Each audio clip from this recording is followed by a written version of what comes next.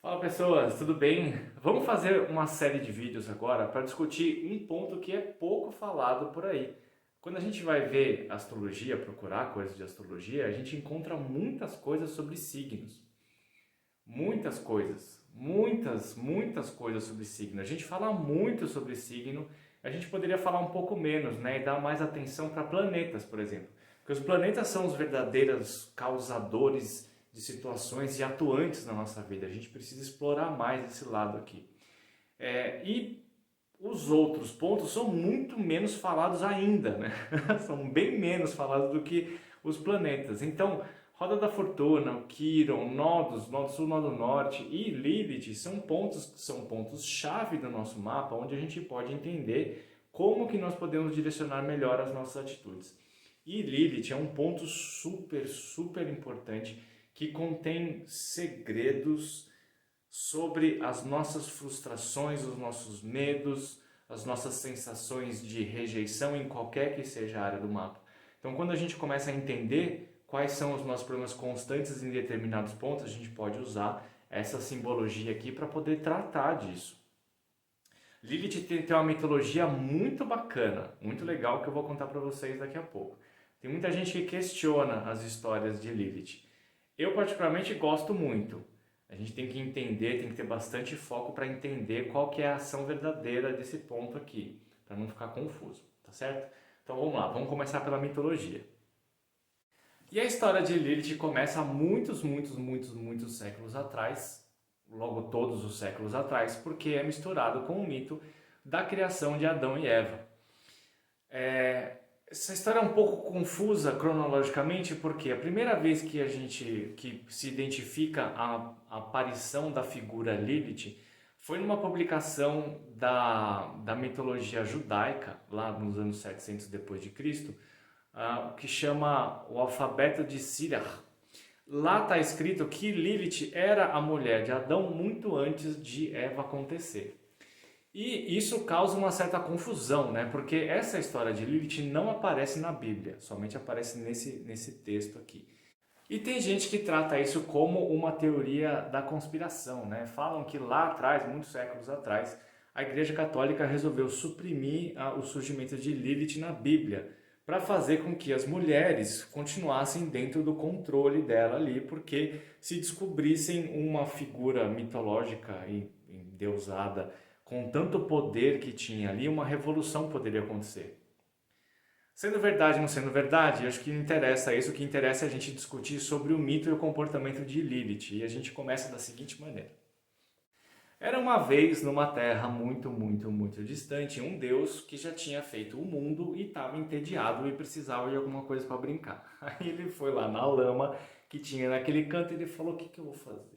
Eu estava lá puxando a lama assim, de repente ele começou a formar e puxou duas figuras ali e falou: eu vou chamar de homem e mulher esse negócio aqui.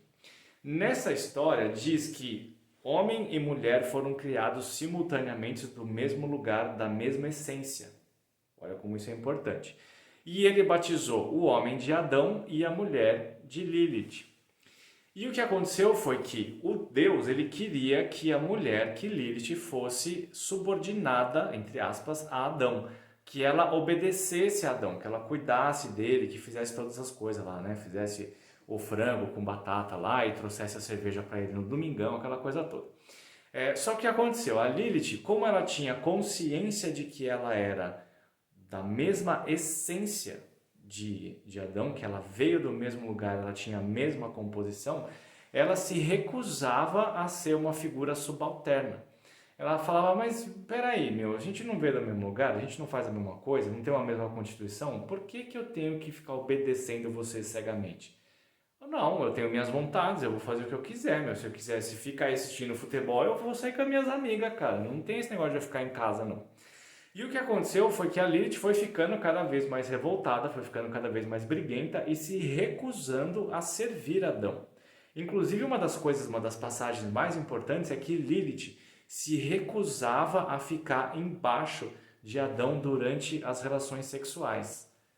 Ela não gostava de estar desse jeito, ela gostava de mandar no negócio, ela gostava de ficar por cima. E o que acontece é que à medida que ela foi se colocando e se defendendo os seus ideais, o Adão foi ficando meio incomodado com a história lá e foi reclamar pro papi, né? Falou, papi, meu, eu não consigo fazer os negócios aqui, cara. A mãe tá sempre lá reclamando. Aí Deus ficou meio bravo, desceu lá e falou assim, minha filha, é o seguinte, eu criei você, você tem que ser desse jeito aqui. Se você não for subalterna, não dá, não serve. Aí ela falou assim, cara, não importa quem você é, ou não importa quem você seja, eu tenho as minhas vontades e eu vou fazer valer as minhas vontades. E o que aconteceu foi com isso é que a nossa Lilith foi expulsa do Jardim do Éden, por ser quem ela é. E aí tem um montão de símbolos que a gente pode pensar nesse momento. E Lilith saiu de lá do Éden se sentindo extremamente ofendida, para não dizer emputecida. Ela estava muito irritada. Não tinha o menor cabimento ela ser expulsa daquele lugar por ela ser quem ela é. E ela vagou pelo mundo durante muitos e muitos anos com todo aquele ressentimento, amargura, aquela raiva existente dentro dela por ter sido rejeitada por quem ela gostaria de ser. Né? É completamente injusta essa história, mas aconteceu. E à medida que ela ia andando, ela ia se encontrando com outras entidades e outros lugares e ia se aprofundando nas entranhas da Terra. A Lilith acabou se tornando a deusa do submundo, diferente de Perséfone e Hades, aquela história toda lá, não tem nada a ver. Ela acabou se tornando essa deusa do submundo, onde ela era idolatrada pelos deuses não, pelos demônios e pelas criaturas do submundo e do escuro, aquela coisa toda, e ela se tornou extremamente poderosa dentro desse lado escuro e misterioso e oculto do mundo. E apesar dela ter uma imagem de malvada, de bruxa, de demônia, né? Demônia, de rainha dos demônios, aquela coisa toda, ela ainda carregava dentro dela muita mágoa, ela tinha raiva, ela se comportava com raiva porque a única coisa que ela queria era respeito pelo quem ela era. Ela desejava respeito e reconhecimento das outras pessoas, mas por não confiar em ninguém, ela se tornava mais agressiva e todo mundo tinha muito medo dela. Se a gente procurar figuras de Lilith na internet, a gente vai encontrar um monte de figuras femininas extremamente sensuais, mas com aquela capa de demônio mesmo, com asas, imagens escuras, com sangue, aquela coisa toda lá, mas mesmo assim muito sexual. Então Lilith tinha toda essa conotação de poder, poder sexual, poder do oculto e poder através das emoções negativas, das emoções que levam a gente até a destruição. E isso é muito importante da gente entender quando vai olhar para o nosso mapa.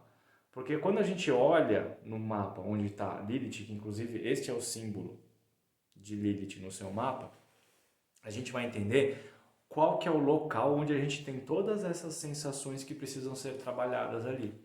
A Lilith é muito poderosa, ela pode realmente bloquear a nossa vida lá.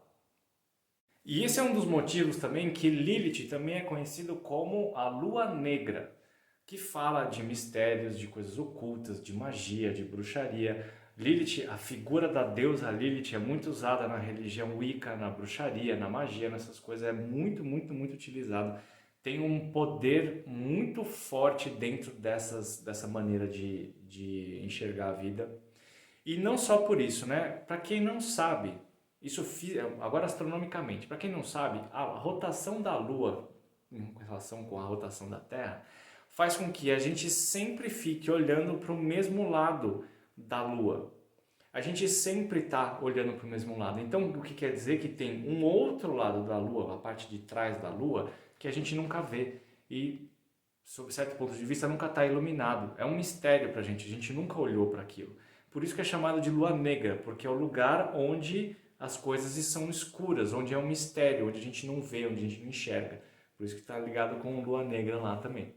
Certo? Então, a Lilith tem esse monte de coisas ali, tem poder magístico, tem a figura demoníaca do oculto, do sexual, da rejeição, da dor, da mágoa. Quando a gente vai olhar essa Lilith no mapa, a gente vai entender qual que é o ponto do mapa onde a gente tem uma grande dor por ter sido rejeitado algum dia ou por a gente ter medo de ser rejeitado por aquelas situações. Pode ser por dinheiro, pode ser por trabalho, pode ser por relacionamento, pode ser por medo de perder coisas, pode ser, isso vai estar apresentado em qualquer um desses lugares. E enquanto eu não perceber que existe um medo de eu ser rejeitado por quem eu sou, eu deixo de ser quem eu sou. E eu ajo com muita reatividade e agressividade, que é o lado mais denso de Lilith. Para a gente conseguir contornar isso, a gente tem que abraçar esse lado, a gente tem que aceitar esse lado. A gente tem que aceitar que nós temos um lado escuro, que a gente tem um lado desconfiado, que a gente tem um lado rejeitado e trabalhar em cima disso aí. Trabalhar em cima de aceitar essas questões. E aí a gente consegue se direcionar para um lado um pouco mais leve desse ponto que é bastante denso. Agora vamos ver como é que Lilith se comporta nas casas astrológicas.